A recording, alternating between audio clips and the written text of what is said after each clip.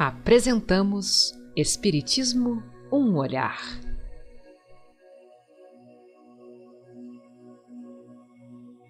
A evolução dos tempos e a doutrina dos espíritos. Neste estudo veremos materialismo, ideias materialistas, Max Stirner, anarquismo, Bruno Bauer, Feuerbach, Engels, Karl Marx, Moleskot, pensamentos materialistas, refletindo com Erwin Laszlo, refletindo com Allan Kardec, refletindo com a ciência e refletindo comigo mesmo. Olá, meus amigos, olá, minhas amigas. Que bom, estamos aqui começando o nosso estudo de número 13 do Espiritismo, um olhar. Aquela alegria sempre presente, por estarmos participando de um estudo que, de repente, pode nos ajudar a entender melhor a doutrina espírita, as suas fundamentações, os seus movimentos, a sua composição, porque a doutrina espírita é uma grande arte que nos leva a estruturas superiores do entendimento humano. Então, nós estamos fazendo isso, estudando a doutrina espírita, estamos nesse processo de um ajudando o outro. O que sabe mais ajudando o que sabe menos. Quantas pessoas me ajudam nos entendimentos da doutrina espírita, tantos mestres que tive durante essa minha encarnação, que me orientaram sobre a doutrina espírita, que me ensinaram tanta coisa, ou pessoalmente, ou através de livros, de palestras. Então, assim, nós vamos crescendo dentro desse movimento, né, ascensional para a nossa proposta de encontrarmos o caminho de volta para Deus. É isso que nós estamos realizando. Então, o nosso Espiritismo, um olhar, como vocês têm observado até aqui, traz na sua intimidade essa busca de crescermos realmente para o nosso Pai. Então, vamos pedir a Ele que continue nos abençoando, nos orientando, para que todos os nossos momentos de estudos sejam, de fato, abençoados pela espiritualidade amiga que nos conduz, que nos orienta e que está sempre nos propondo coisas novas. Então, em nome de Jesus, em nome dessa espiritualidade amiga, é que nós iniciaremos agora o nosso estudo de número 13. Então, vamos a ele. Né? O que nós vamos estudar hoje? Né? Então, vamos estudar sobre materialismo. Né? Materialismo. Esse é o nosso estudo de hoje. A alma sobrevive à morte do corpo. O espírito anima a matéria. Então, o materialismo é um equívoco. A matéria é um agrupamento de átomos e moléculas que também evoluem, portanto, transformam-se continuamente. Então, a matéria é apenas um momento. Essas definições nós conseguimos, né, quando nós estudamos mais detidamente a questão da matéria. E o nosso estudo de hoje vai ser essa confrontação entre o materialismo e o espiritualismo. É claro que nós vamos propor, né? Mas você é que vai definir o que você acha, o que você pensa de tudo isso. E se você tiver dúvidas, nós estaremos sempre juntos para respondermos as questões, para trazermos aquilo que nós pudermos contribuir para o seu entendimento. Correto assim? Então vamos começar. Materialismo. Né?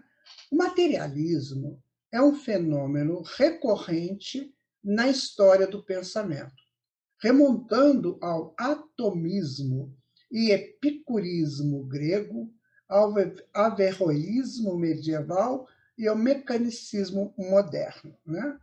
Então, o atomismo é a ideia do átomo como a parte principal, né?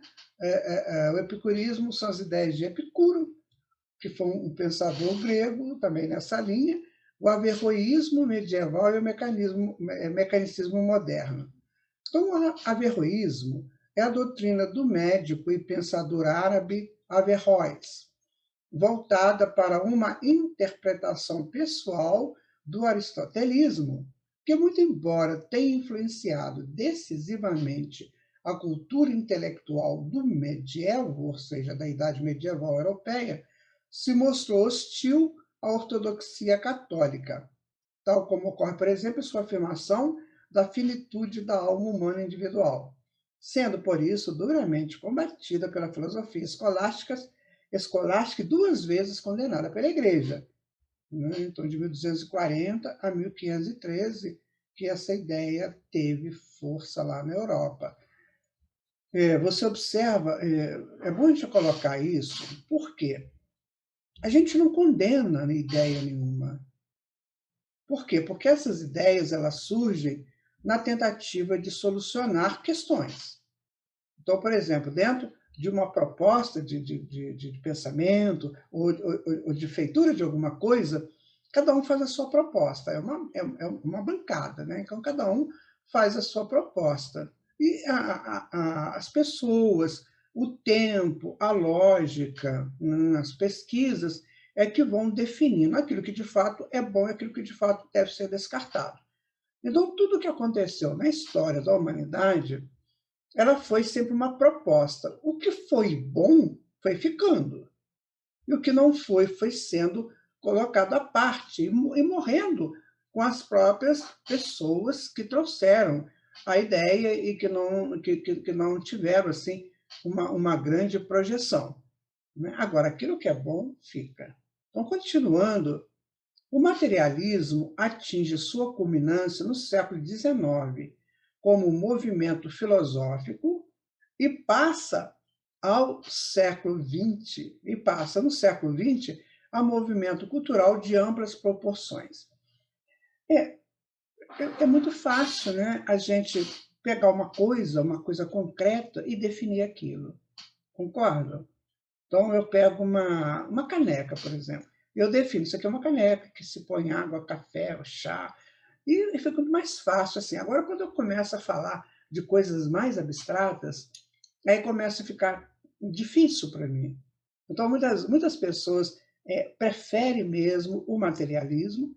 Por quê? Porque é fácil de definir, está na sua frente, e você pode fazer daquilo uma estrutura e uma narrativa que aparentemente está correta. Então, eu pego a tal caneca e faço a narrativa da caneca. Ali, aparentemente, está correto. Então, se alguém me perguntar o que é uma caneca, eu sei o que é uma caneca. Agora, se alguém me pergunta, essa caneca é composta de quê? De átomos, moléculas, átomos. Ela é composta de partículas, subpartículas, que vêm do fluido cósmico, aí já começa a complicar. Por quê? Porque nós não temos instrumentos de medição certíssima dessas em nossos conteúdos psicológicos. Então fica assim, que partícula, subpartícula? O que é isso? Então fica difícil de entender. Então muitas pessoas às vezes preferem o mais rápido e o mais fácil. Pode ser aí a permanência do materialismo entre nós. Como disse, é uma proposta que estou passando para você pensar também, né? É uma doutrina segundo a qual não existe outra substância além da matéria, opondo-se ao espiritualismo, que tem no espírito a substância de toda a realidade. Aí, veja, então você tem matéria e espírito. A matéria você toca, o espírito você não toca aparentemente. E aí fica essa dificuldade da pessoa entender algo além da matéria. Essa questão, ela começa a ganhar força, ela vem no movimento, né, desde os séculos anteriores. E no século XIX ela fica forte, e no século XX ela se espraia. Então, aquele que quisesse entender a vida mais rapidamente, então ela ia pelo veio do materialismo. Bom, continuando, Materialismo e espiritualismo são doutrinas ontológicas sobre a natureza do ser ou da realidade. O materialismo rejeita a existência da alma, do além e de Deus. Recusa-se a considerar a especificidade do psiquismo, atribuindo a existência e produção de uma ideia a uma reação físico-química do cérebro. Então, vamos lá. O materialismo, ele não aceita a alma, não existe alma. Eles dissecaram lá o corpo e não viram alma nenhuma, então ele não aceita. Não aceita nenhuma proposta de plano espiritual, ou seja, desencarnou, né, vai para um plano espiritual, vai viver numa outra dimensão. Ele não aceita isso porque ele não mede isso. Ele não tem isso para ele fazer estudos comparativos, né? E também ele nega Deus, porque Deus também não, na acepção dele, do entendimento dele, Deus não aparece. E aí vamos lá. O que anima a matéria? É o espírito, né? Assim, a matéria é inerte. Alguém, alguma inteligência tem que fazer aquela matéria acontecer. Mesmo, por exemplo, uma coisa mecânica, por exemplo, uma indústria. Então, ela é impulsionada por uma força motriz. Mas quem que cria, quem que gera, quem que estabeleceu, que bolou essa força motriz? Não foi o espírito, não foi o homem nas suas pesquisas?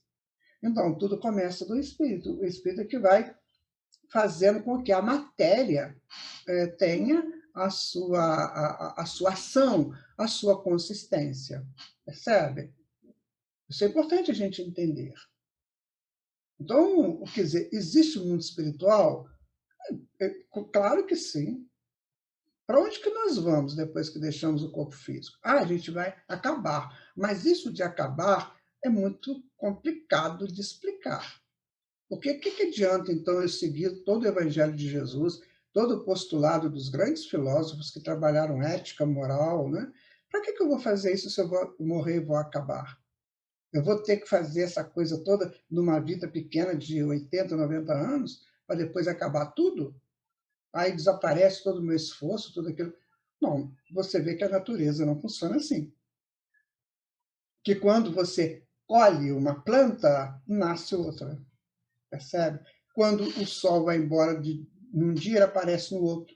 Quando a lua faz as suas 4 fases, ela está mostrando que tem sempre um renascimento, um crescimento, um apogeu, um decréscimo, um outro nascimento. Então, quer dizer, tem que ter um lugar para irmos, né? E nós temos, durante o percurso da história, nós vemos pessoas que, inclusive, relataram essa estada nesse mundo espiritual, e que não tem nada a ver com o espiritismo. Santa Teresa d'Ávila, por exemplo, ela retrata, nós já fizemos aqui a informação dela, o Dante Alighieri, né, na sua Divina Comédia. Então, pessoas que estiveram nesse projeto, eu não estou colocando aqui nenhuma comunicação espírita, eu estou colocando aqui para que você possa fazer suas comparações, outras pessoas que disseram desses projetos. E, se você pesquisa, assim, a vida além da morte, você vai ver que ao longo da história, muitas pessoas disseram isso. Mas eu vou dar para você só uma, a mais importante de todas que você possa imaginar. Você sabe que Jesus foi crucificado. Todo mundo sabe disso. Muito bem. O que aconteceu depois da crucificação dele? Puseram o corpo dele numa sepultura, sabem disso também. Quando Madalena foi lá para fazer a unção do corpo, que era uma norma dentro do funeral judeu, né, judaico, a Madalena não achou o corpo de Jesus. Aí Jesus aparece para ela e conversa com ela. Depois ele aparece para os apóstolos, depois ele faz a ascensão dele lá no Mar da Galileia, na presença de 500 pessoas. Mas Jesus estava indo para onde? Jesus deixou o corpo físico, porque o corpo dele desapareceu. E como é que ele estava vivendo? Como é que funciona isso? Nós estamos falando do mestre da humanidade. Então, se ele viveu isso, nós não vamos viver? E outras coisas que ele disse, né? Eu vou vos preparar o lugar para onde eu vou, né? Eu vou levar vocês, não se preocupem. Então, ele estava oferecendo uma nova oportunidade depois da vida física. Há muitas moradas na casa do meu pai. Eu vou lá preparar um lugar para vocês. Ou seja, vocês vão para lá depois. Então, minha gente, essa coisa de não existir a vida depois dessa vida já foi muito pesquisado, né? Assim, com pessoas que tiveram experiência de quase morte, com grandes pesquisadores, né? Aí vou colocar do século XX, né? Raymond Moody, por exemplo, aquele grande pesquisador, a Elizabeth Küpper-Ross, né? Também outra pesquisadora, que mostraram essa possibilidade da vida depois da morte como uma certeza. A Barbara Brenner também, que é uma grande terapeuta, que trabalhou na NASA. Você pega o livro Mãos de Luz dela, Luz Emergente, né? Você vai ver ela conversando isso, ela tem um mentor espiritual, e esse mentor, e não são espíritas, minha gente.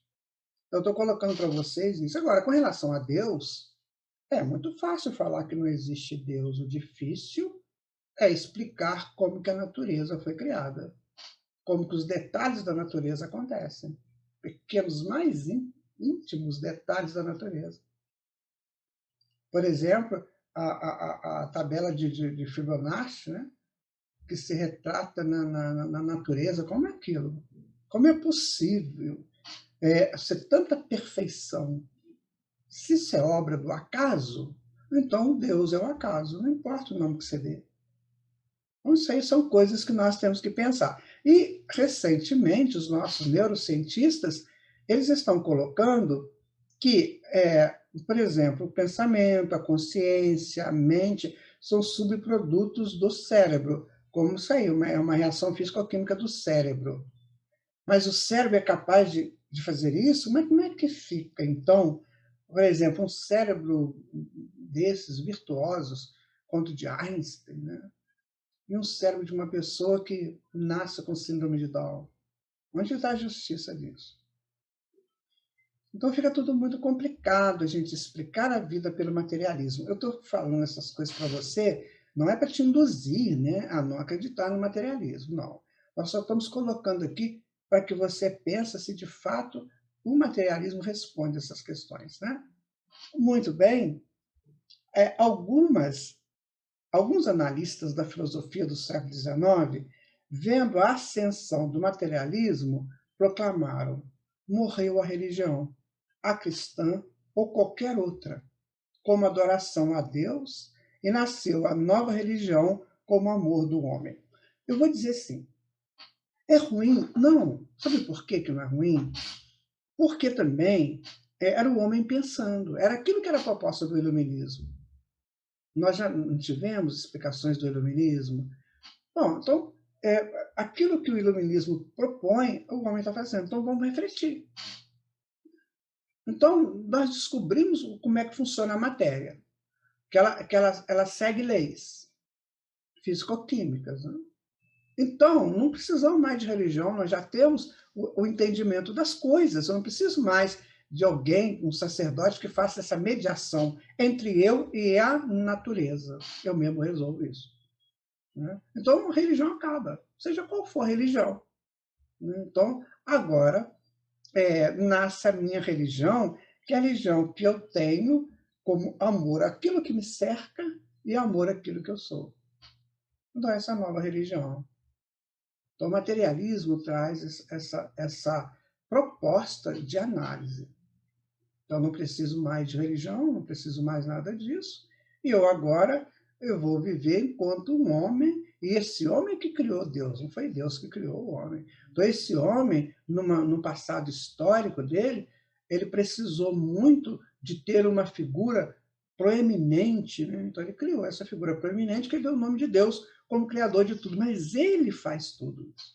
E com certeza ele faz, ele cria, ele pega madeira, ele transforma num móvel, ele pega tijolo, transforma numa casa. Então, ele é o Senhor. Só que ele esquece, né? Porque a madeira, ele não explica de onde veio a madeira, de onde veio a argila, de onde veio a água, de onde veio o cimento para fazer, né, o tijolo, enfim. Isso ele não consegue explicar. Mas é uma proposta, né? Estamos colocando aqui para a gente analisar. Agora, vamos fazer uma coisa. Vamos pedir a Simone que fale alguma coisa para nós a respeito aí desse estudo que nós estamos fazendo. Vamos ver o que ela tem para nos dizer. O espiritualismo surge como uma nova aurora, a raiar na plenitude do horizonte e a espraiar-se sobre a terra, como uma aluvião de benesses, a intuir o homem a buscar o mais além. Saído das dimensões do universo, um desdobrar consciente e no tempo próprio, vem para tirar o homem da fé morta e dogmática e elevá-lo à condição de pensador do seu futuro próprio e apropriado, como essência divina que é. Já não mais as dúvidas atrozes do ser ou não ser, do existir e depois desaparecer, do pensar e não concluir algo que leve ao local das próprias celebrações com seu Pai Criador. O profano inundou de quimeras, onde as incertezas construíram altares para o seu próprio sacrifício. Os deuses atrozes queriam devorar suas entranhas. Seu saber era inócuo, suas premissas vãs ilusões.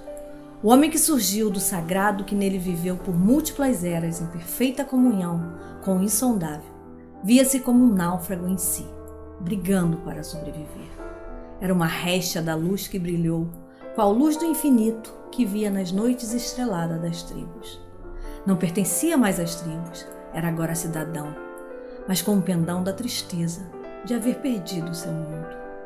Em meio a tudo isso, surge-lhe a ideia do espiritualismo, com certeza vivido noutro tempo e que agora retornava para sua glória, sua paz, seus avanços, suas concretudes necessárias para viver e seguir. Viram? A Simone deu a sua contribuição. Assim nós vamos seguindo no nosso estudo. Vamos estudar agora alguns nomes do materialismo. Max Stirner, né? Quem que foi essa figura? Bom, ele nasceu em 25 de outubro de 1806, lá na Alemanha, né? E desencarnou em 26 de junho de 1856 em Paris. Ele viveu 49 anos naquela encarnação. Ele foi um filósofo alemão, muitas vezes visto como um precursor do niilismo, ou seja, do nada depois da morte, né? Do existencialismo, que vale que eu sou, eu existo, né?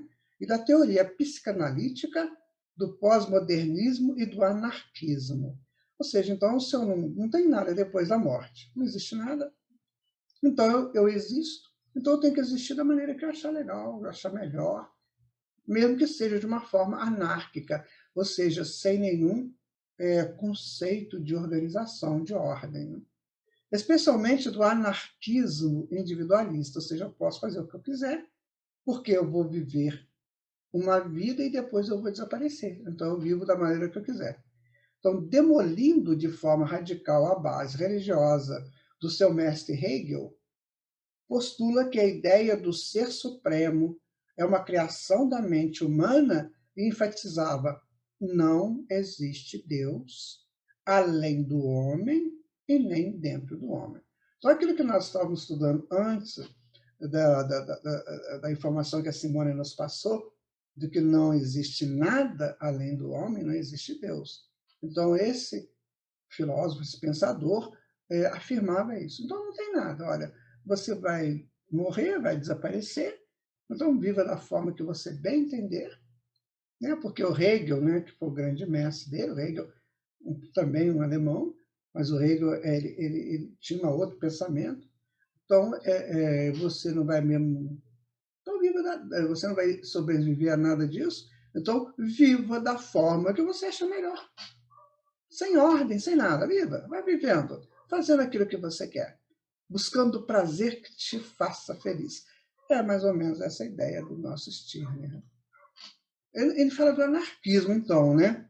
O anarquismo é a teoria social e movimento político presente na história ocidental do século XIX e da primeira metade do século XX, que sustenta a ideia de que a sociedade existe de forma independente e antagônica ao poder exercido do Estado, sendo este considerado dispensável e até mesmo nocivo ao estabelecimento de uma autêntica comunidade humana, pode ser filosófica, individualista, de grupo, etc. Essa questão do Estado, a Constituição do Estado, ela começa a existir na criação das cidades-estados, né? Lá da Suméria, principalmente, que a gente tem notícias, né? Lá da Suméria, 4000 a.C., foi a criação da cidade-estado, que essas cidades-estados elas existiram para proteger os moradores e proteger suas riquezas. Né? Eles eram pecuaristas, eles eram agricultores, então eles produziam riquezas. E a cidade-estado era montada no sentido de proteção aos habitantes. E quando se cria a cidade-estado, se cria o Estado, ou seja, os poderes administrativos da cidade-estado. Ali começa a questão do Estado. Então, essa questão do Estado, ela, até hoje, ela está sendo conversada, sendo debatida. Até que ponto o Estado deve interferir na sociedade, até que ponto não, como é que seria o ponto ideal, o equilíbrio entre Estado e sociedade. Isso aí é uma coisa que está em debate. Com certeza ainda não chegamos assim, a um momento, né, que isso atinge um apogeu. Estamos em estudos, fazendo experiências, buscando a melhor colocação dentro do evoluir humano. É claro que futuramente isso será resolvido, vai se encontrar um denominador comum entre sociedade e Estado, e se há necessidade ou não do Estado, se a sociedade se gere por ela mesma. Mas isso não é um debate nosso, nós não estamos aqui para debater essas questões. Né? Então, ele acha que é nocivo isso.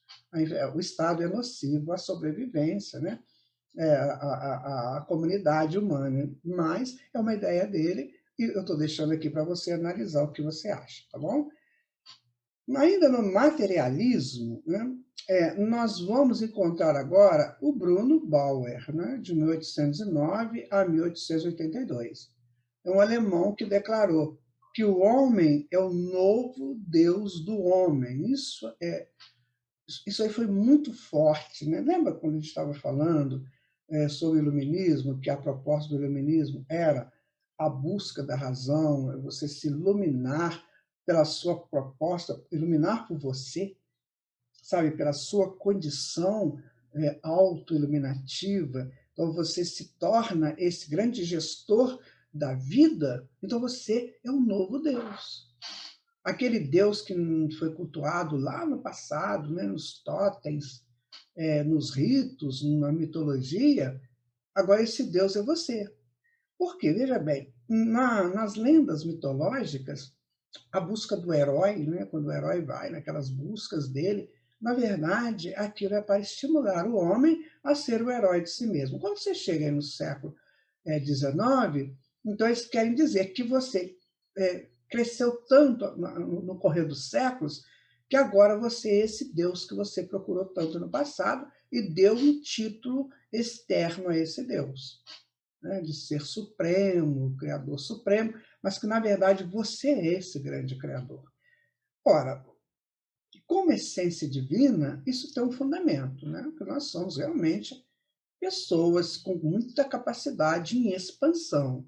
Por exemplo, Jesus falou, vós sois deuses, né? Mas Jesus também falou, né? Eu e meu pai trabalhamos juntos. Então, é para comparar, né? Meu pai trabalha até agora, eu trabalho também, né? É da vontade do meu pai, né? Pai nosso que estais nos céus, sabe? Então, quer dizer, Jesus, que é para nós, no nosso planeta, a maior expressão de um crescimento espiritual, ele não abre mão de Deus. Ou seja, ele, Jesus, tem um poder incrível de realização, de construção e de manutenção, mas ele não abre mão de Deus. Estou colocando para você analisar, tá?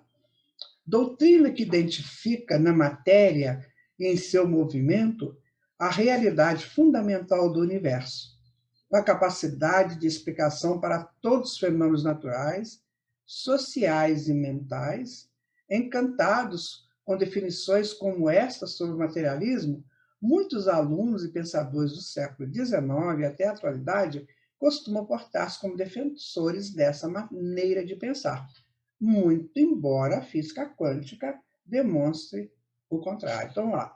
Do materialismo, doutrina que identifica na matéria e em seu movimento a realidade fundamental do universo, com a capacidade de explicação para todos os fenômenos naturais, sociais e mentais. Então, é a ideia dele. Só que hoje, passado aí mais de 100 anos, né, disso tudo, nós já podemos ter outros elementos para fazer essas medições. Né? Porque hoje, como nós vamos ver mais à frente, a matéria vista sob a ótica quântica, ela tem uma mudança muito radical dentro das fundamentações materialistas, que nós vamos ver daqui a pouquinho. Né? Vamos lá.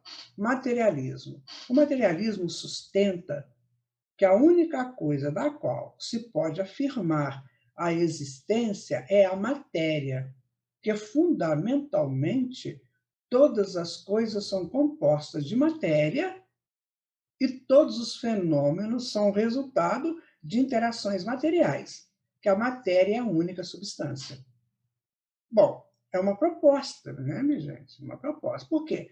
Aquelas pessoas que estavam pesquisando, né, os grandes pesquisadores daquela época, vejam vocês, os grandes pesquisadores daquela época, eles estavam fazendo medições em bancadas laboratoriais. Então, eles pegavam a matéria, dissecavam, viam para o microscópio, via as moléculas, né, via tudo. Então, para eles, o que existia dentro da concepção daquela fase era só aquilo, a matéria. Ele não via o espírito lá dentro, porque o espírito estava fora gerenciando aquilo. Entendeu? Então, ele achava que a matéria tinha um espírito. Isso é uma ideia de René Descartes. René Descartes achava que cada órgão tinha o seu espírito comandando. Então, ele achava isso. E o cartesianismo ele foi muito influente, ainda é muito influente. Então, ele pensava, cada órgão, o estômago tem um espírito que comanda o estômago, o intestino tem outro espírito, ele achava isso. Só que o corpo humano todo é regido por um único espírito. O que Descartes pode ter percebido, né, ele era um médium, né, ele tinha visões, então o que Descartes pode ter percebido é que cada órgão tem a sua pulsão própria. Por exemplo, o estômago tem a pulsão própria para digerir alimentos, né? O coração para circular o sangue, o pulmão para receber o ar, decodificar o ar, para manter a oxigenação do sangue, e por aí vai. Então, ele achava que cada um desses órgãos tem o seu espírito, mas aí nós vamos colocar, cada um desses órgãos tem a sua pulsão própria. Essa pulsão, ela termina quando há o desencarne, a morte, né? Porque a energia para de circular. Nós temos a circulação da energia no corpo até mais ou menos 24 horas depois da morte, que é um momento de preparação ali, de despedidas, enfim. É uma misericórdia de Deus que deixou isso para nós. Mas terminou o projeto da circulação da energia, que ela vai do pretérico para o corpo, então toda a pulsão do corpo termina. Então o corpo se cadaveriza definitivamente. Aí os plexos começam a se romper e aí dá a possibilidade da desintegração molecular do corpo físico. Percebe? Então, os materialistas eles achavam que existia esse espírito através dessa pulsão e viram que não tem um espírito. Na verdade, era só a energia. Então, era a matéria e a energia. Se você tira a energia da matéria, acaba a matéria. Só que essa energia ela é impulsionada pelo espírito, tanto no corpo físico quanto nas coisas que nós realizamos enquanto espíritos. Por exemplo, quando eu vou montar um móvel na minha casa, então eu recebo a matéria, né? A transportadora me entrega a matéria. Eu vou lá, pego o manual de instruções, eu vou encaixando aí, que encaixando ali, aperta o parafuso e de repente eu tenho um móvel pronto. Mas aquele móvel pronto precisou da ação do espírito. Né? Então, isso aí é bom a gente pensar, é bom a gente estar sempre assim, buscando, né? Essas comparações. Tá? Bom, continuando aqui, aí nós temos, né, uma pessoa que se assenta em cima, né, de um monte de coisas materiais. Computador, moto, carro, celular, né, garrafas, enfim, muita coisa aí para se ver. Ele assenta aí e fica pensando, né? Poxa, eu estou sobre a matéria. O que é isso? Realmente, o que é isso? Isso aí está virando sucata, né? Pelo que você está vendo aí, está virando uma sucata, né? Então, a matéria não satisfaz o homem, porque o homem é espírito, minha gente. Muito mais do que a matéria, que é apenas caminho no começo, como sustentação. Então, nós utilizamos da matéria, né, como sustentação. Então, ela não satisfaz, só a matéria não satisfaz. O que você faz depois de uma roupa sua ficou velha, aquela roupa que você gostava tanto, né? Aí ficou velha, o que você faz? Você descarta, né? Sabe, aquelas coisas que você adquire, aquele bem material que depois passa a não ser mais útil você descarta. É o que esse moço está fazendo aí. Ele descartou tudo isso aí que ele usou muito. Então ele não se satisfez pela matéria. A matéria não conseguiu satisfazê-lo, né? Porque ele é espírito, né? Então a matéria é só o caminho do começo. É só no começo, quando nós estamos precisando dessa evolução, nós utilizamos a matéria, o corpo físico, as coisas materiais, as coisas sólidas. Mas é só para nos sustentar no começo. Porque a gente não vai levar nada daqui, né, minha gente? Concordam? No dia do nosso desencarne, a gente vai embora e vai, sabe, para outras coisas, para outras possibilidades, graças a Deus que existem essas outras possibilidades. Então, seria muito difícil viver aqui com essas reflexões que esse senhor está fazendo aí. E agora, o que eu faço? Né? Observe a canção do nosso irmão Henrique, lá do Ceará Fraterno do Rio de Janeiro.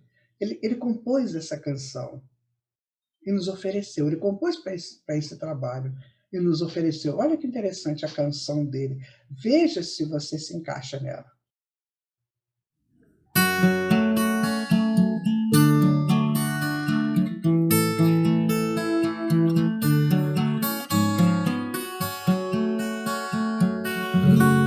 Nada me pertence, nada é minha propriedade, só é meu que eu puder levar quando voltar à espiritualidade. A inteligência, o conhecimento e as qualidades morais, este sim será meu patrimônio, este eu não perco jamais.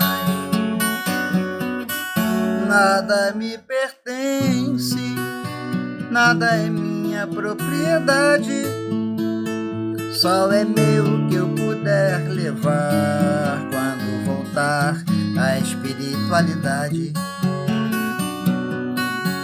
A inteligência, o conhecimento e as qualidades morais, este sim será meu patrimônio, este eu não perco jamais.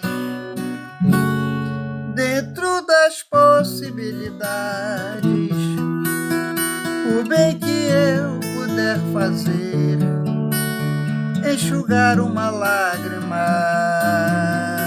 para um faminto ter de comer, quando no leito de morte, o bem que eu fiz será meu passaporte para uma viagem tranquila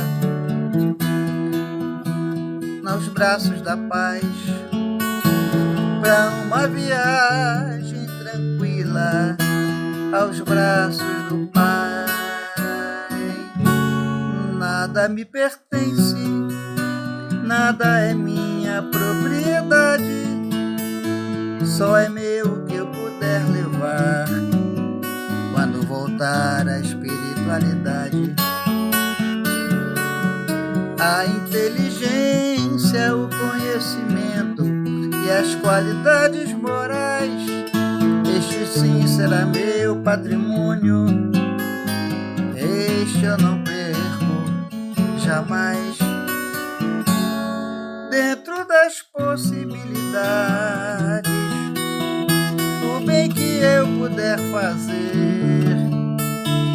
enxugar uma lágrima para um faminto dar de comer, quando no leito de morte, o bem que eu fiz será meu passaporte para uma viagem tranquila, os braços da paz,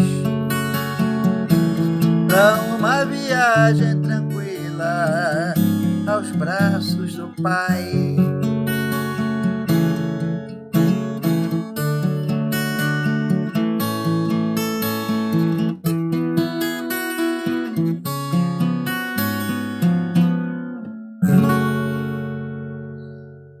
Noel Rosa, espírito, ele diz que a música é a maior expressão do sentimento humano. Porque na música você reúne o poema, e você reúne ritmos, harmonias, e a canção passa a falar diretamente lá no fundo de cada um de nós. Então, quando a gente ouve uma canção assim, a gente para fazer uma reflexão e acaba a gente entendendo talvez coisas mais avançadas. Dizem os grandes pesquisadores, né, do universo, os pesquisadores da vida, assim de uma maneira bem mais aprofundada, que o primeiro momento do universo é o som. Então, tudo é o som. A teoria das cordas, por exemplo, ela diz que as cordas elas fazem um movimento que emite um som. Então, por exemplo, se eu chego num determinado lugar do universo, depois que eu puder fazer isso, evoluirmos, e que a gente chega num determinado lugar do universo, então a sua presença faz essas cordas vibrarem e você cria a sua canção. Então, onde você está, você fornece o elemento vibracional para criar a canção. Assim é que, então, todos os mundos têm a sua canção, que é a síntese dos seus habitantes. O Leon Denis fala isso, né, no livro Grande Enigma. Depois você lê lá, o Grande Enigma de Leon Denis. Então, nós promovemos sons. E o grande som do universo é o som da harmonia. Por isso a música, que é um subsídio deste som, ou que é uma variação desse som, enfim, que é uma estrutura extraordinária desse som, que consegue penetrar e ferir, né, as nossas capacidades perceptivas, nos encanta. Por isso que ela é a maior expressão do sentimento humano. Porque ela bate em cada um de acordo com a sua frequência. Bonito, né? Obrigado, Henrique. Muito obrigado pelo seu carinho, meu irmão. Deus continue te abençoando, te dando muita inspiração para você continuar com a sua criação, tá? Meu abraço, meu agradecimento a você. Bom, continuando aqui agora, né? Vamos ver, né, no nosso estudo, nós estamos aqui, né? E aí você agora define, tá, meu irmão? Tá, minha irmã? É você que define. Você quer a matéria só? Ou você quer alguma coisa além da matéria? Fica por sua conta, né? Muito bem. Vamos dando continuidade. Ludwig Andreas Feuerbach, 28 de julho de 1804, em Rechenberg, né, na Alemanha, a 13 de setembro de 1872, também em Rechenberg. Viveu 68 anos. Foi um filósofo alemão. Feuerbach é reconhecido pelo ateísmo humanista e pela influência que seu pensamento exerce sobre Karl Marx. O seu primeiro livro, Pensamentos sobre a Morte e Imortalidade, ataca a ideia da imortalidade, sustentando que após a morte, as qualidades humanas são absorvidas pela natureza. Então, Na ideia dele, né, quando você morre ou perde essa experiência daqui, todas as suas ideias, suas qualidades, enfim, são absorvidas pela natureza. Nossa, imagina como estaria a natureza aqui no nosso planeta, né, gente? Só estou colocando isso para você pensar. Pelas qualidades nossas, nossa. Não sei se a flor era possível existir, não. Eu não sei se o vento, a brisa, não sei. Se as águas seriam mais revoltas, né? É a ideia dele, né? Então, não tem nada, não tem Deus, não tem nada, só tem gente, né? Não existe imortalidade, existe uma absorção pela natureza das qualidades humanas. Será que a gente faria uma boa natureza? Pense você. Ainda ele, né? O ser é matéria, o pensamento é seu atributo. O ser é matéria, o pensamento é o atributo da matéria. O homem é essencialmente antropológico na característica humana, pois adquire sentimentos e sensibilidade. Feuerbach observa a alienação decorrente em cada indivíduo que busca uma relação substancial entre o homem e Deus. Essas pessoas, eles combateram muito os dogmas da igreja, muito. Que dizia que você tem que acreditar em Deus, você tem que acreditar em Jesus para você ser salvo. Então, esses pensadores, eles eram tenazes para não aceitar isso, negando isso. Porque talvez, no passado histórico deles, em outras encarnações, eles foram subjugados a isso. Não podiam falar, porque se falassem eram mortos. Agora eles tiveram a liberdade de falar, então eles expressavam aquilo que achavam. Então, bom para nós, porque punham na mesa uma proposta para você analisar. Lembra que a gente falou no princípio do nosso estudo de hoje, que tudo é uma proposta e você analisa? Então, ele fala, né, que o homem não tem essa relação substancial entre o homem e o Deus, é porque isso é uma alienação. Ou seja, você vai voltar àqueles tempos antigos, onde você era dominado pelos dogmas.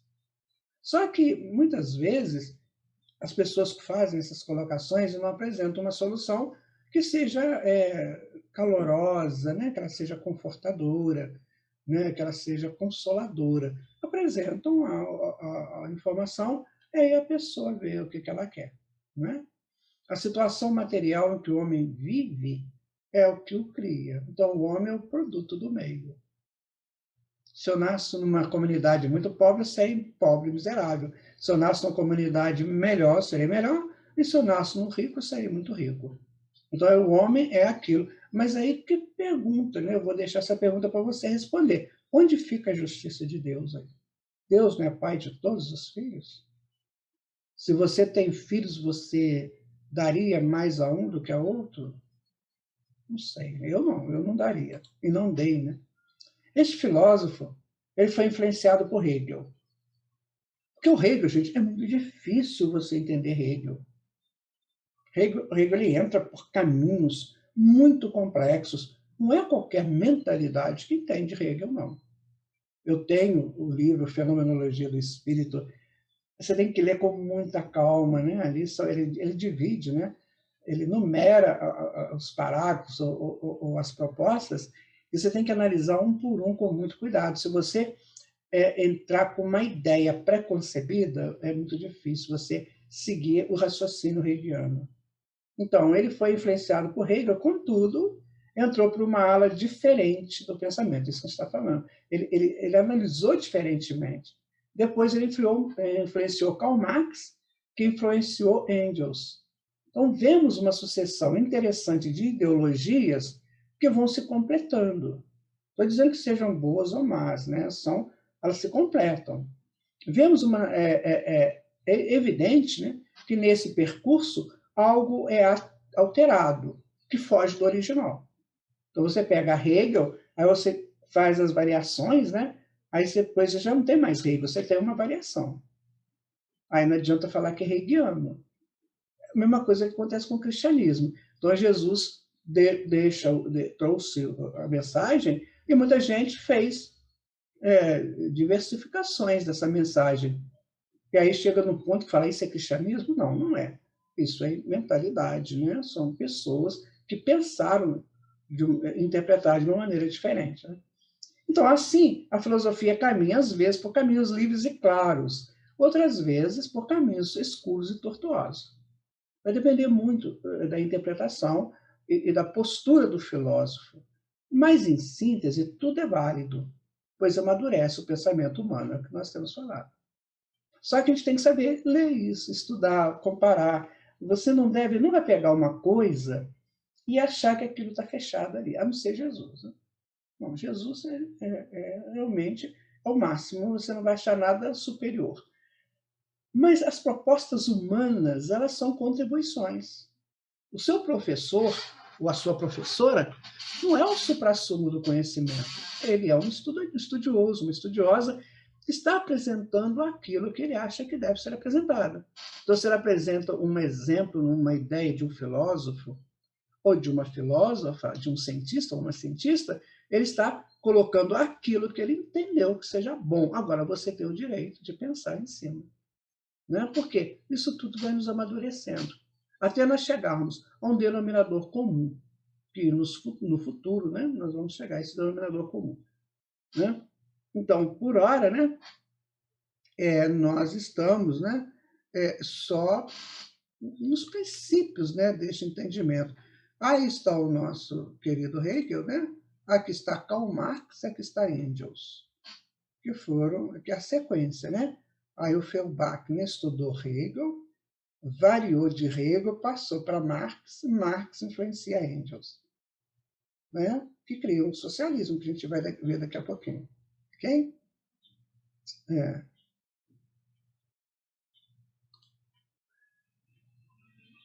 Agora é o Engels, né? 28 de novembro de 1820, ele nasceu na Prússia, que hoje é a Alemanha, em 5 de agosto de 1895 e desencarna em Londres. Ele nasceu em 1820 e desencarna em 1895 em Londres, com 74 anos. Né? Encontramos no pensamento de Engels o seguinte: quanto mais trabalhadores houver, maior seu poder como força para a revolução. Então, eles gostavam muito de falar sobre revolução do proletariado, né? Que é um caminho que eles achavam válido. Sempre a revolução, não importa se corria sangue ou não, mas sempre a revolução para ver se tocava o sentimento e a consciência dos capitalistas. Mais ou menos isso. Eu não vou entrar em detalhes, porque você sabe mais do que eu sobre isso. Né? Dizia ainda que o tamanho crescente do proletariado só acelera o advento do socialismo.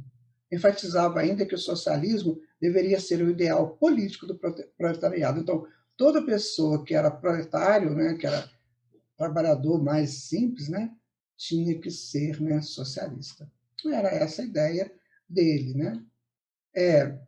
Registra que passar fome era comum aos desempregados, porém questionava sobre a segurança dos empregados se não passariam fome também em outro momento. Quem garante que a disponibilidade de trabalho será suficiente para obter emprego? Que a retidão, a atividade, a prosperidade e outras virtudes recomendadas pela burguesia sejam realmente seu caminho para a felicidade. Eu só vou colocar uma coisa, assim, não estou contrapondo eles, eu não tenho essa capacidade, mas eu vou contrapor uma coisa. Porque quando a gente estuda na doutrina espírita a reencarnação, você vê que a reencarnação é o móvel da justiça divina. Que numa hora nós temos que nascer de uma forma, num lugar, outro momento a gente renasce em outro lugar, de maneira que a gente vai experimentando as possibilidades e para fazer crescimentos em torno dessas experiências. De tal forma que a riqueza é mais complicada do que a pobreza, segundo o Livro dos Espíritos. Porque você pode errar muito mais sendo rico do que sendo pobre.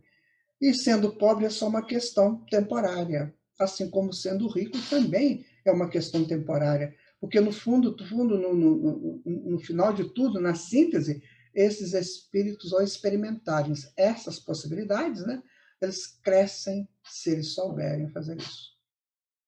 é a proposta da reencarnação, não é, gente?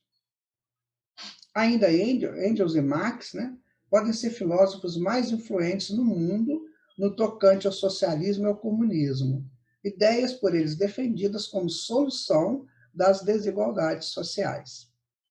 Engels afirma que as leis de mercado, mediante as quais regulam-se a produção e distribuição dos bens, redundam em separar o capital do trabalho e reduzir os trabalhadores à miséria, por ficarem eles privados do fruto da sua atividade.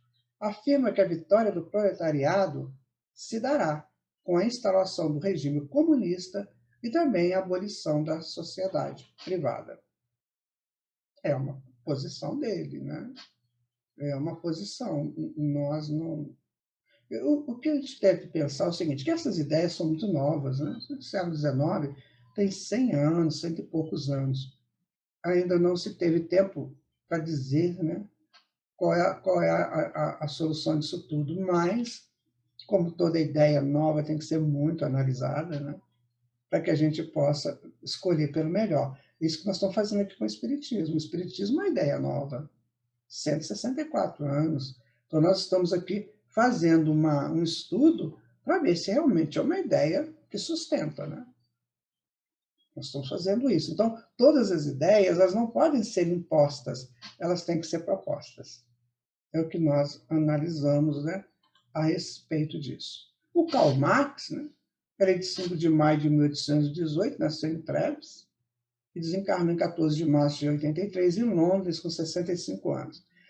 Bom, ele foi um profundo influenciador do pensamento europeu do século XIX e os outros, né? Karl Marx é considerado um revolucionário social pelas suas ideias e perspectivas. Disse ele, a oficina manual gera uma sociedade com um senhor feudal. A oficina a vapor, uma sociedade com capitalista industrial. Então ele vai lá no feudalismo e mostra que ali tinha apropriação pelo trabalhador do empregador, né? do senhor feudal. E o homem, então, ele sofria essa consequência do senhor feudal. E que agora as oficinas, né, a vapor, né, cria o capitalismo industrial, ou seja, é um senhor feudal, só que agora com outro tipo de capitalismo industrial. É a ideia dele, né, gente? A ideia.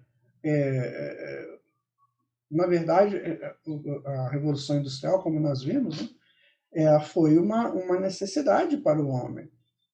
O modus operandi é outra possibilidade que tem que ser estudada. Então, mais na frente, com certeza, daqui a um futuro, nós vamos analisar isso com muito mais tranquilidade, porque a gente não pode deixar de colocar aí, como nós estávamos falando, a questão da reencarnação, da necessidade do espírito de experienciar situações. A gente não pode esquecer disso. Joana de Ângeles diz que a inteligência se faz pela experiência e apreensão da experiência. Agora, se eu estou rico, se eu estou pobre, é uma outra questão, porque nisso também é uma experiência. Na verdade, é que tem que ser muito bem analisado para a gente não concluir apressadamente nada, né? Utiliza-se da dialética de Hegel para concluir que a tese do capitalismo proporciona a antítese do proletariado, ou classes trabalhadores. E a síntese desse conflito, segundo Marx, é o inevitável socialismo. Então ele pega a ideia hegeliana, né? Tese, antítese e síntese, então ele coloca que a tese do capitalismo, quer dizer, o capitalismo é a tese, o proletariado é a antítese e o socialismo é a síntese. Então ele faz essa dialética aí. Argumenta ainda que o socialismo é o meio mais eficiente de assegurar aquilo pelo que os seres humanos lutam, isto é, os bens requeridos para a sobrevivência. Uma vez que o socialismo é o modo mais eficiente de assegurar a produtividade, o progresso do materialismo dialético não tem necessidade de sentimentos morais. A ideia do Marx está aí, né, para a gente analisar. A mente não existe como um sujeito passivo no mundo externo. A mente está ativamente engajada com os objetos do conhecimento. Devemos ordenar nossa experiência de modo prático para torná-la útil à nossa sobrevivência. Segundo analistas, é efetivamente Karl Marx quem dá a estrutura ou estruturação definitiva do materialismo. Faz do homem e não de Deus o verdadeiro sujeito da história. Por isso que tem que ser analisado, né, gente? Porque aqui já entra nessa questão, né, de que não tem Deus, né, que o homem é o verdadeiro sujeito da história. Fica aquela coisa que a gente estava estudando no materialismo anterior, sabe? Então, é para a gente analisar mesmo, né, minha gente? Eu coloco isso aí para vocês analisarem, né? O materialismo marxista distingue-se em dois aspectos. O dialético da tese capitalista na antítese dos operários e na síntese do socialismo, que a gente viu no outro slide, né?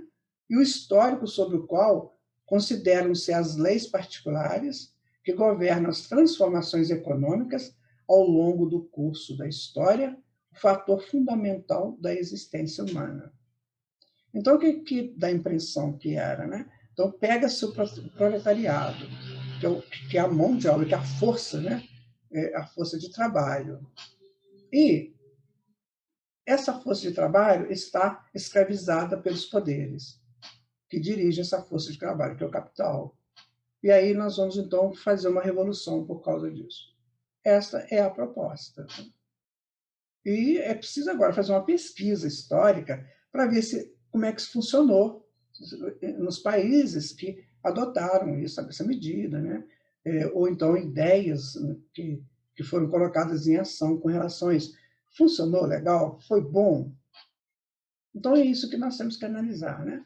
Marx não distingue história e realidade. Para ele, a única realidade é a da história, que é a evolução da matéria em todas as suas fases, incluída a humana. Então, aí está, né, a proposta de Marx. Marx teve, né, aqueles que não aceitaram a sua ideia, pessoas que analisaram, que estudaram. Né? Então, eu vou fazer o seguinte, eu vou pedir o meu amigo Matheus que fale um pouco sobre essas possibilidades de Marx e como que isso chegou, né, para os analistas. Não? Eu não sou analista, não tenho essa pretensão de ser, mas teve gente que analisou. Então, vamos ver o que eles falaram sobre tudo isso, para a gente talvez ter uma ideia de continuidade dentro do nosso trabalho. Ok? Sem dúvida que pensadores tão comentados na história sofreram críticas aos seus postulados. Esta prática torna uma proposta passível de ser observada também por aqueles que não aceitam tal ideia, mostrando a outra face para ser refletida. Karl Marx foi muito criticado também, se não vejamos. O historiador Paul Johnson escreveu, abre aspas, a verdade é que mesmo a investigação mais superficial sobre o uso de evidências de Marx força a pessoa a tratar com ceticismo tudo o que ele escreveu que se baseia em dados factuais. Fecha aspas. Por exemplo, John declarou, abre aspas, a totalidade do capítulo 8º do livro O Capital é uma falsificação deliberada e sistemática para provar uma tese que um exame objetivo dos fatos mostrou ser insustentável. Segundo o Wikipedia, Marx foi um pensador importante e influente, e o marxismo tem sido uma doutrina com influência intelectual e prática. O fato é que, no entanto, os economistas mais sérios do idioma inglês consideram a economia marxista um beco sem saída e irrelevante. Há uma pesquisa nacionalmente representativa de professores norte-americanos em 2006 revelou que 3% deles se identificam como marxistas. A parcela sobe para 5% nas humanidades e é cerca de 18% entre os cientistas sociais. Críticas construtivas são bem salutares. mostra o valor do postulante que chamou a atenção de outros pesquisadores. Karl Marx é sempre uma pessoa de referência em estudos e debates nos dias atuais, muito embora o materialismo não seja o ideal para o pensamento da humanidade, e o socialismo necessita de homens livres para exercê-lo com dignidade e legalidade fraterna, onde os interesses pessoais ou de grupos sejam vencidos a favor do bem comum, como propôs Jesus, o mestre dos mestres. Bom, vocês ouviram, né? Então vamos continuar. Jacob Moleschott. Ele nasceu em 9 de agosto de 1822, na Holanda, né? E desencarnou em maio de 1893 em Roma, com 70 anos. Ele foi um fisiologista e escritor holandês sobre dialética. Ele é conhecido por suas visões filosóficas a respeito do materialismo científico. Moleschott explicou a origem e condição dos animais pelo trabalho de causas físicas. Ele era ateu. Suas fórmulas características eram nenhum pensamento sem fósforo. O cérebro secreta o pensamento como o fígado secreta a bile. É essa expressão, né, que a gente viu, que a gente tem observado aí também pelos neurocientistas, de que tudo é subproduto do cérebro. Aqui ele vai lá, né, faz essa análise, né, como o fígado secreta a bile. É bem materialista isso, né? Mas, com certeza, ele teve os seus fundamentos para entender isso. Pensamos nós, que é uma ideia cartesiana, aquela, né, de que cada órgão do corpo tem o seu espírito que comanda. Pode ser isso. Mas hoje nós já temos outras informações para fazer um comparativo disso aí. Certo? Hoje nós já conhecemos na doutrina espírita, por exemplo, o livro Pensamento e Vida, que não deve ser deixado de lado, né? Porque o Emmanuel vai dizer muitas e muitas coisas interessantes sobre essa questão de como funciona o cérebro. O André Luiz vai dizer que o cérebro é somente o ninho da mente, e que a mente é uma expressão do self, né? Que é o espírito. Então, quer dizer, hoje nós temos essa forma de comparar. Certo? Então, não é mais uma questão de espiritualismo versus materialismo, não. É materialismo versus conclusões lógicas e científicas. Então, é isso. E se a pessoa quiser ficar materialista, tudo bem, mas ele vai ter que... Um dia ele vai ter que explicar para ele muitas questões que o materialismo só não explica. Então, vamos continuar aqui, né, gente? Olha, Ludwig Büchner, né, é o seu contemporâneo. Então, ele já tinha dito que a ordem era ter-se aos fatos e às leis, não restando, pois, lugar para a hipótese da existência de Deus. Então, tudo tem sua ordem, tudo tem sua lei. Para que Deus? Meu amigo, foi Deus que fez tudo. Como é que poderia ser feito tudo isso sem uma ordem, né? Hoje nós temos, né, definições do universo. O universo já foi um lugar vazio, já foi um lugar mecânico, né? Já foi um lugar orgânico, e hoje ele é considerado um grande pensamento. Né? Os astrônomos da atualidade, os cosmólogos da atualidade, já definem o universo como um grande pensamento. Esse pensamento vem de onde? Então, você vê, nós já temos essa contrapartida. Ou seja, na dialética hegeliana, você tem essa tese, né? Que a ordem, né, faz os fatos acontecerem. Então, você tem a tese, você tem a antítese do pensamento, o que o universo é um pensamento, feito pelos cosmólogos, pelos cientistas, e aí você tira uma síntese. Então, a síntese seria, né, a presença de Deus, porque tem ordem, né? E tem leis, muito bem. Isso tudo foi pensado. E quem pensou? Um ser supremo. Que você pode dar o nome de Deus, de Alá, de Yahvé, não sei o que você quiser. Mas só dizia que a vida do pensamento e da vontade está ligada à qualidade das matérias levadas ao organismo e ao cérebro por meio da alimentação. Veja você que você se alimentar bem, você tem um bom produção de pensamentos, né? E de vontades. Se não alimentar, não tem. Com certeza, a alimentação ela favorece, né? Estruturas melhores para o espírito poder raciocinar melhor, mas não é o alimento que vai fazer isso. Será que é? Você acha que é? Pensa aí. Quanto melhor a qualidade das matérias assimiladas, tanto mais altos os pensamentos, mais nobres as ações. Será que é? Será que uma pessoa que alimenta muito bem produz pensamentos e vontades muito elevadas? É para você refletir, tá, meu irmão, minha irmã? O que é o materialismo, se não o estado, do homem que se afastou de Deus? Ele passa unicamente a preocupar-se com seus interesses terrestres.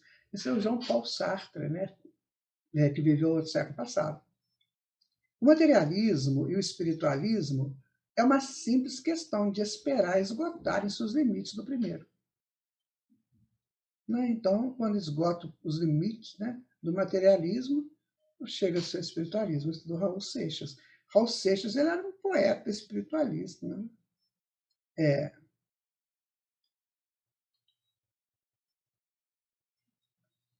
Não há justiça onde não haja Deus.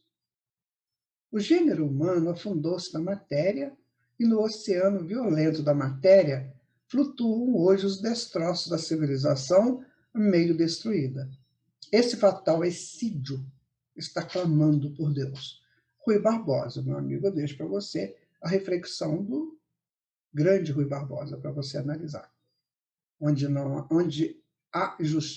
há justiça, onde não haja Deus.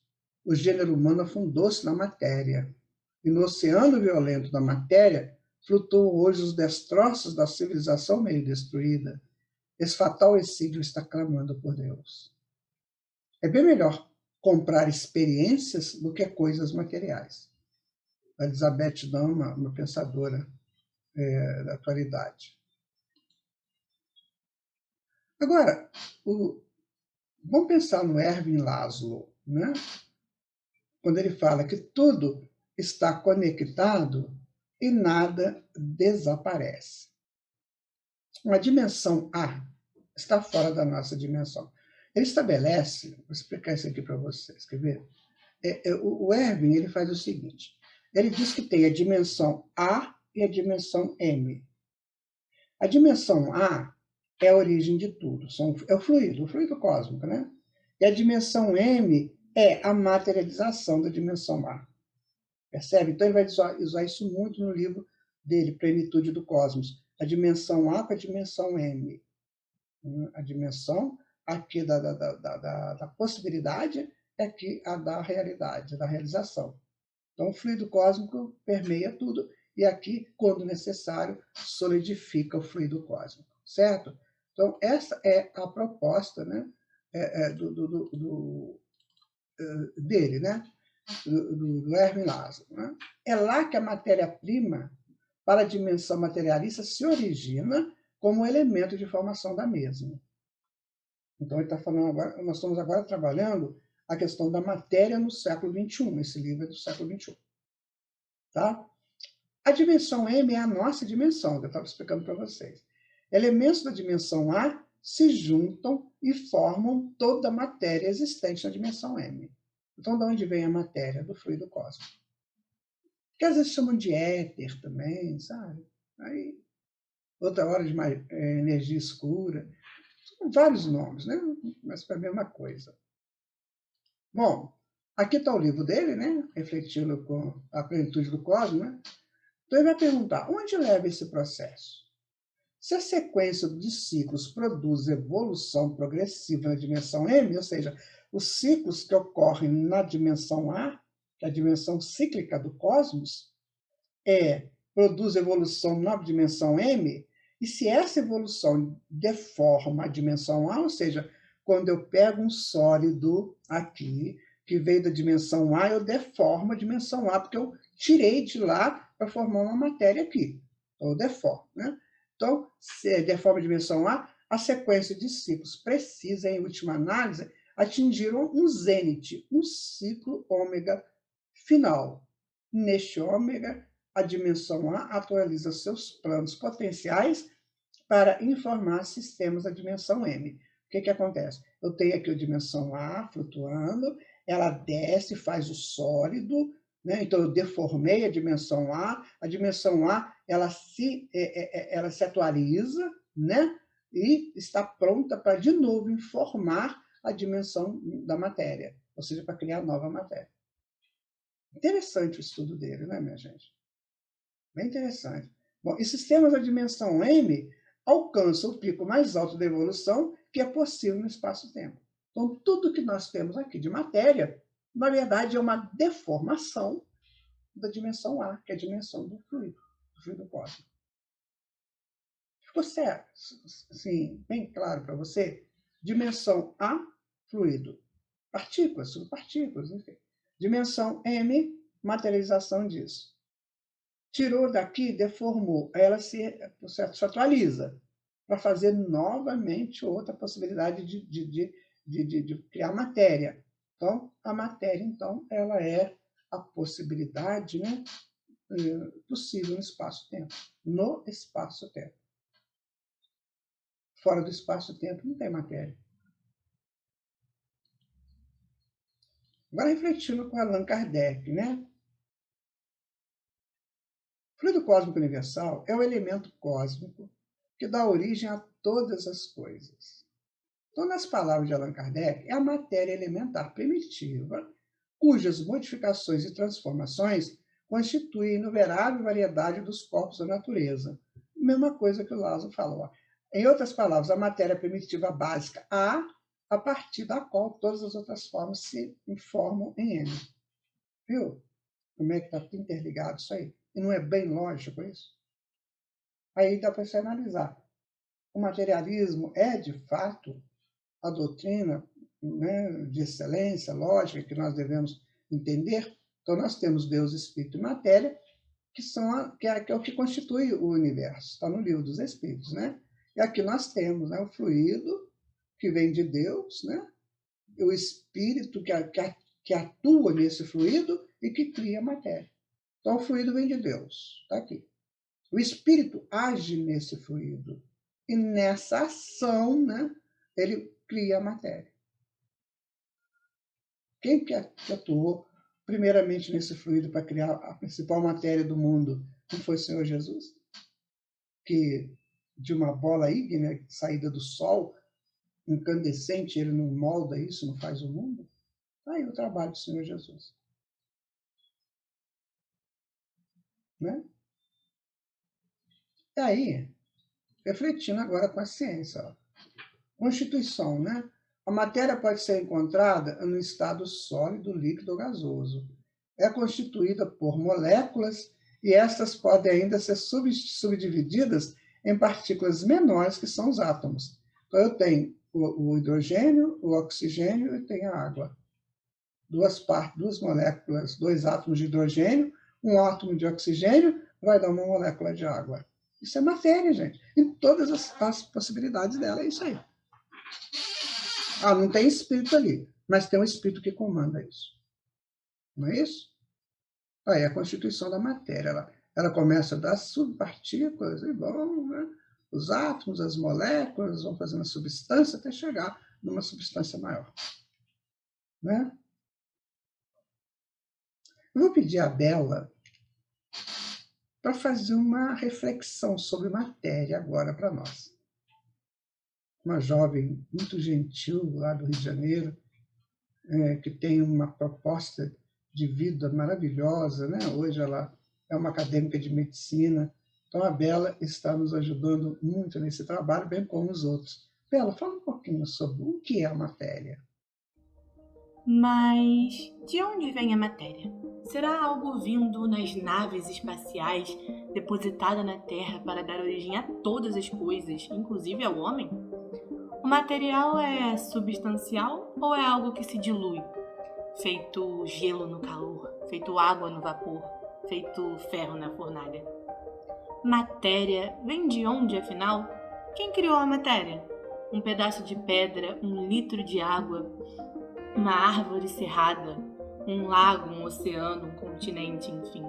que deriva de um lado para o outro, que afunda e desaparece, que sobe e de novo acontece como ilha, ilhota ou qualquer coisa assim. Matéria é isso? E depois se transforma em homem? Mas e as emoções, pulsões, sentimentos e os avanços mentais? São puras consequências das estruturas da física e da química? Em conexões neuronais ou sabe-se lá o que mais? Porque isso não tem sentido.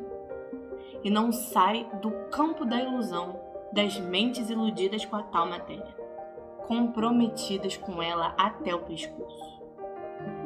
Partícula, antipartícula, átomo primitivo, átomos gerais, substâncias, tudo isso provindo do fluido cósmico universal, que surge da vontade de Deus, a causa primeira de todas as coisas.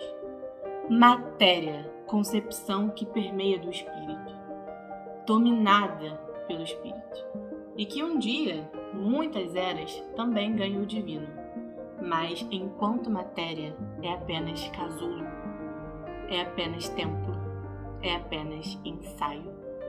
Isso é o que é matéria. E materialismo, o que é, depois de tantos conhecimentos que adquirimos através dos tempos? Bom, depois de tudo isso, eu posso refletir agora comigo mesmo, né? Então, eu posso dizer assim, gosto de refletir em tudo que me cerca, me conduz, me conforma na vida, ou me põe como observador a procurar novos encontros, novas descobertas. Gosto de refletir em tudo que me cerca, que me conduz, me conforma na vida, ou me põe como observador a procurar novos encontros e novas descobertas. E assim eu me vejo sempre como alguém que busca além ou aquém algo que seja de fato justo. Este justo mesmo que é estampado na natureza. Então eu me pergunto, como perguntou, né, a Isabela, né, mas o que é a matéria? E você responde agora. Preste atenção nisso, né, meu amigo? E aí nós chegamos, né, gente, ao nosso final do nosso estudo de hoje. Uma proposta para você refletir também. Para você analisar, para você ver e rever esse estudo. É um estudo pequeno, né? Pouco tempo, mas é para você pensar, você refletir bastante. Se nós estamos estudando espiritismo, nós precisamos estudar o materialismo também. E aqui nós demos algumas possibilidades, alguns grandes pensadores do materialismo, as suas propostas, por que eles pensaram o materialismo, exatamente para que todos nós, né, possamos fazer uma reflexão. Então, o materialismo é uma tese? Seria o espiritismo uma antítese? E qual é a síntese disso? Pensa você, analisa você, né? E Deus?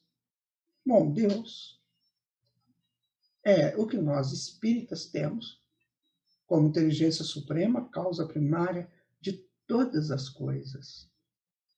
Eu quero provar a existência de Deus? Ah, sim. Então eu me provo a mim mesmo. Como é que eu existo? Como é que eu tenho uma mente, né, carregada de informações, um inconsciente coletivo, um inconsciente pessoal? Como é que eu tenho tudo isso? Quem me criou? Foi meu pai, minha mãe? Não é possível. Os gametas não trazem essa informação do filho que vai nascer. Ele sim traz a própria informação. Então eu sou a própria prova da existência de Deus, assim como você é.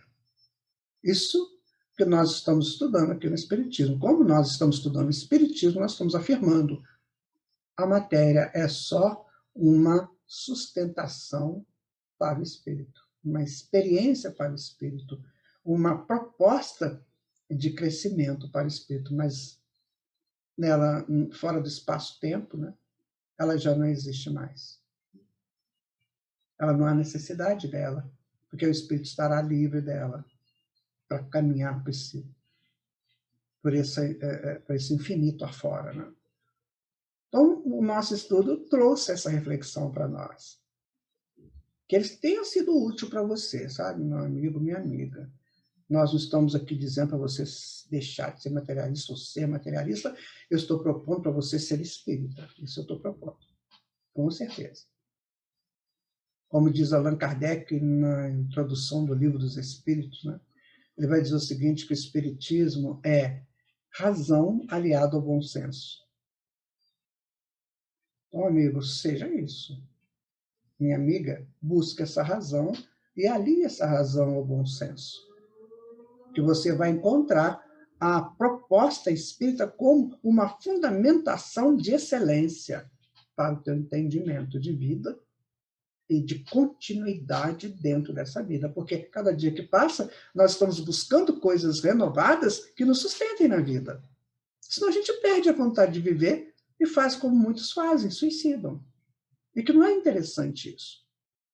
Porque o suicídio vai me levar aonde? Ele vai me levar exatamente no vazio que eu estou agora. Só que esse vazio vai ficar mais profundo. Eu vou ter que sair de lá um dia, de qualquer maneira, e vai doer muito. Eu vou ter que voltar no mesmo ponto que eu estou agora para resolver. Então, para que eu vou fazer uma coisa dessa? Então, o Espiritismo me ensina tudo isso. Me ensina que Deus, né, está aqui em todos os lugares. Eu vou terminar o nosso estudo de hoje, gente, agradecendo a Deus, a espiritualidade, agradecendo a você por ter estado conosco, mas refletindo um pouco sobre Deus estar aqui em todos os lugares. Na voz do cantor Gerôncio, nosso amigo. Muita paz. Muito obrigado por tudo. Até o nosso próximo estudo.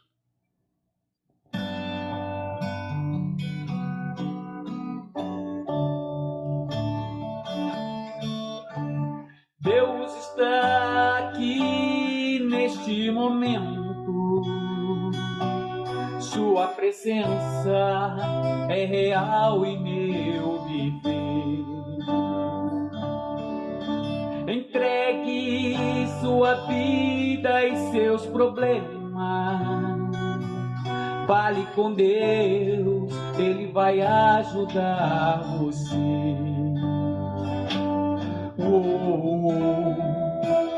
Deus te trouxe aqui para aliviar os seus sofrimentos.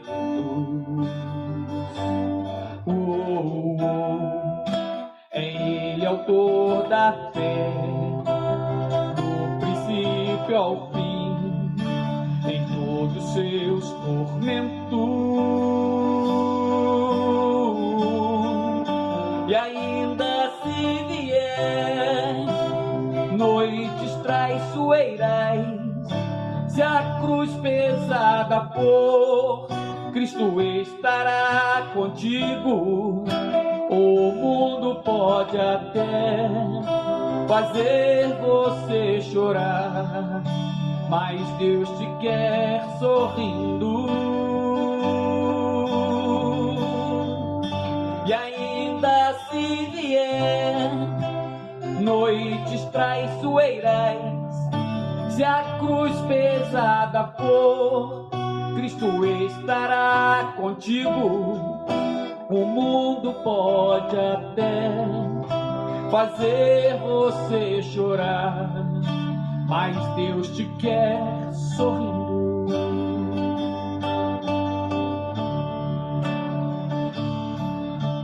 Seja qual for o seu problema, fale com Deus, Ele vai ajudar você. Depois da dor vem a alegria, pois Deus é amor e não te deixará sofrer. Deus te trouxe aqui para aliviar os seus sofrimentos.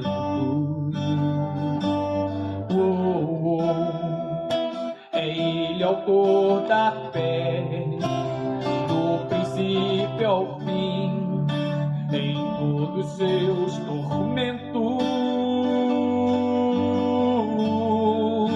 E ainda se vier noites traiçoeiras, se a cruz pesada for, Cristo estará contigo. O mundo pode até fazer você chorar, mas Deus te quer sorrindo. E ainda se vier noites traiçoeiras, se a cruz pesada for, Cristo estará contigo. O mundo pode até fazer você chorar, mas Deus te quer sorrindo.